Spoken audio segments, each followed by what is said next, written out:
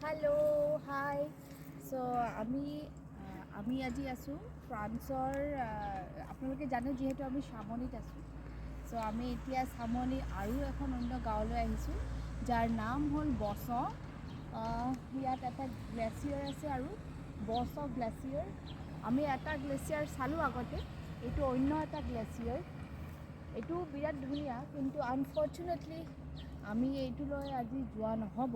কাৰণ আমাৰ অলপ পিছত বাছ আছে আমি আকৌ উভতি যাম লিয়নলৈ ইয়াতে আপোনালোকে দেখিছে কেনেকুৱা কেবল আছে যোনটো জাষ্ট ভিউ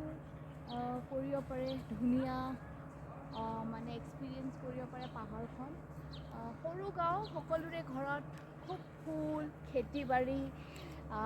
দেখা গৈছে স্পেচিয়েলি মোৰ বিৰাট ভাল লাগিছে সকলোৰে ঘৰত ৰঙালাও দেখা গৈছে মানে ইমান ডাঙৰ ৰঙালাও মানে পাম্পকিন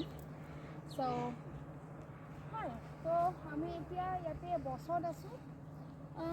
খুব ধুনীয়া ৱেডাৰ ৰাতিপুৱা বিৰাট ঠাণ্ডা আছিলে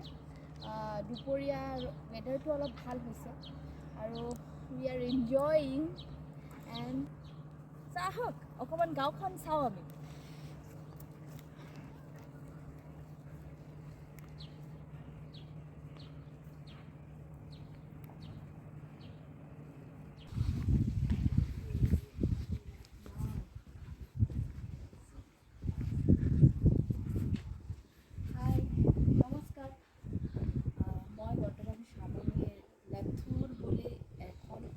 ভিলেজ আছে তাতে ফুৰিব আহিছোঁ বাছ ৰাইড ইয়াতে বাছ মানে আপুনি ফ্ৰীতে আহিব পাৰে যদি হোটেলত থাকে তেওঁলোকে আপোনাক পাছ দি দিয়ে গোটেই দিনটো ট্ৰেভেল কৰিব পাৰে এণ্ড আপোনালোকে দেখিবই পাইছে মোৰ পিছফালে এনেকুৱা ধুনীয়া ধুনীয়া সৰু সৰু ঘৰ পূৰা কাঠৰে ঘৰ এণ্ড ইটছ ভেৰি বিউটিফুল আজি সঁচাকৈ ইয়াতে ঠাণ্ডা পৰিছে এণ্ড আমাৰ খুব ঠাণ্ডা লাগিছে বতাহ দি আছে